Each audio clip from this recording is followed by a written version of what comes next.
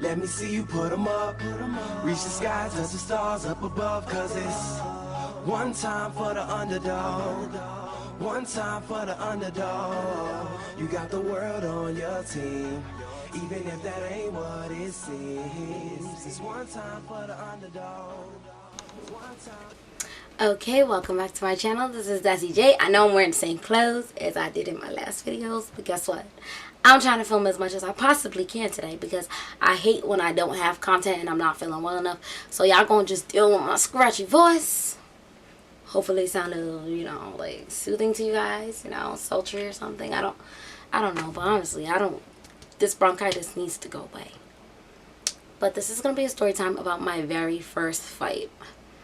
Now, oh my god, this is crazy. During this very first fight, I was in 6th grade. And if you know me, you know I'm not like a fighter. I'm not a huge rah-rah person. If you don't come to me, I won't come to you. Like, I don't know. I'm not like that type of person.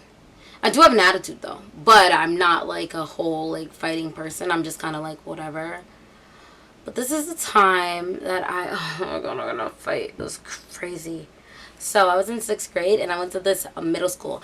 Originally I had gone to Catholic school, and in the middle of 6th grade on January 10th, my mom moved me to this public school, and I had never been in public school before. So I was so sheltered. I didn't even know what Nikes were. I was like, yeah. I was wearing like Filas, like Filas and Champion sneakers. Like, I was not paying attention. Everybody wore a uniform. I didn't know brands and Jordans, and I didn't know the difference between Nike and New Balance. Like, I had no idea what that was. So it was my very first day of school, and I was really awkward and things like that. And some of the kids didn't really take to me. They were already in their cliques, even though it was still 6th grade and it was a middle school, so it started at 6th grade. But they had already been with each other for about 5 months, so fine.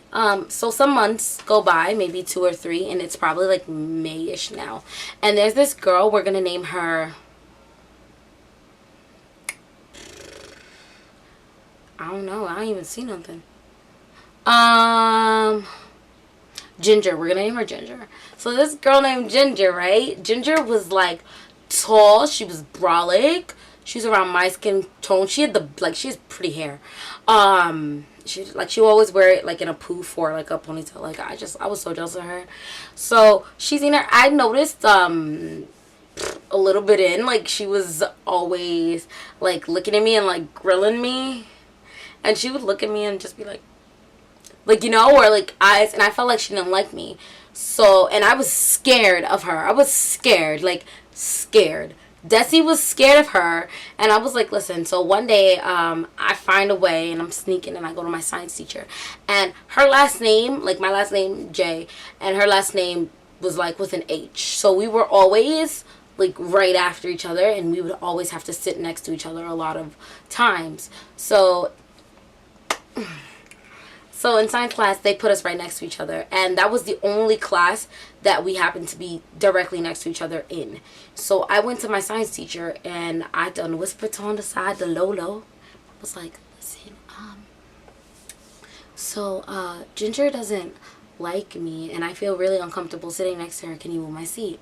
And she said, okay. I was like, don't make it like obvious that you move my seat or anything. I don't want anyone to know that I asked you to move my seat, but I just like, for me to feel more comfortable, I want you to move my seat. She says, all right, no problem, fine.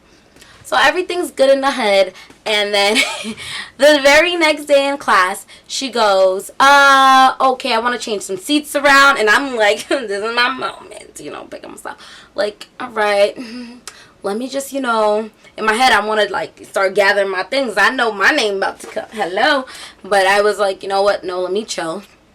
Let me just act like I don't know. She says, Desi? And I said, yes. She said, can you please switch seats with such and such? That's Kayla. Can you please switch seats with Kayla? So I said, no problem. I get up, I switch seats with Kayla. I'm happy. I didn't have a lot of friends in middle school, or any friends really. So I just sat next to, let's call him Tyrone. I sat next to Tyrone, and it was fine, and we were all good, and I was happy. Like, I was smiling the rest of the day because I really did not want to sit next to Ginger. Like, I really did not. So I don't have to sit next to her We're all good. Fine. Little did I know. A week later. 1 week exactly. I remember because it was so traumatizing. She has everyone to get up. Everyone gets up, and that's normally the universal sign for, like, we're about to switch some seats around. So she starts switching seats around, and she's like, okay, sit there. Then she says, Ginger, sit there. And Ginger goes and takes her seat. And then she says, and she looks at me. She's like, Desi, sit down next to her. Like, Desi, next. And I was like, and I looked at her like,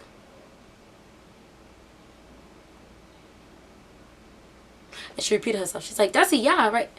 And I'm like hoping like I'm a jog her memory or something. Like, miss, we discussed this. We spoke about I came to you and I told you about this. Like, what are you talking about? Why do I have to sit next to her?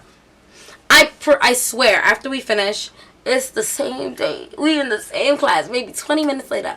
I feel, because the way it was, we were sitting four, so it was like me and Ginger, and then another kid and another kid. So we're sitting there, and I feel like an elbow on my side.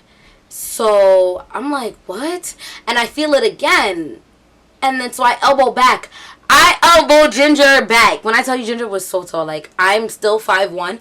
I think in junior high school, I was like 4'10", and she was maybe 5'6", 5'7". So I was already looking up to her. But I elbow her back. This elbow, I remember, and we were facing this way.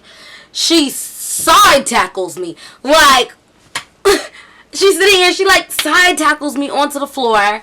And I'm like, yo, what the hell is going on? I swear I had an outer body experience. I felt nothing. I didn't even realize she hit me. This was before the days of, like, World Star and things like that. And, like, I didn't even have a cell phone at that time. Nope, I don't think she had one either. Like, we were pretty young. And she side tackles me. I guess she punched me because people told me she was punching me. She had, like, ripped out one of my hoop earrings. My ear was bleeding. And I'm like, oh, my God. So they get her off of me. And I'm just so confused. Like... And I'm like, this is exactly why I did not want to sit next to her. Like, I felt like I sat there. I had enough common sense. Like, I knew there was the option of people, like, the possibility of my classmates finding out I told the teacher I didn't want to sit next to her. And that I would be seen as, like, a kitty. You know what I'm saying?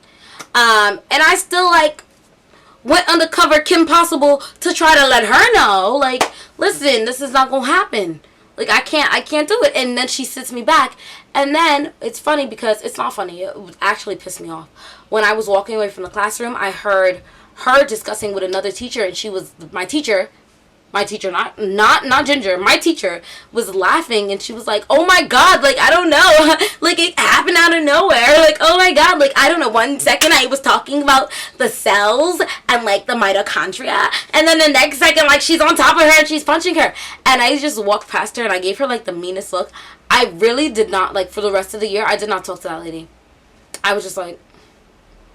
Because at the end of the day, as a student, if you go to your teacher with a problem and you're saying your concerns about not feeling safe sitting next to someone, as a teacher, as an educator, you need to understand that and you need to respect that. When one of my students comes up to me and they say, I don't feel safe sitting next to such and such, or I don't like this person, I make a conscious effort not to put them together. Because stuff like this happens. So I understand if it was 3 months later, 4 months later, the next school year, and you forget and you needed to be reminded, but it was literally a week later, if that. So no, and I still am mad at her. I don't think that person should be an educator. Who does that?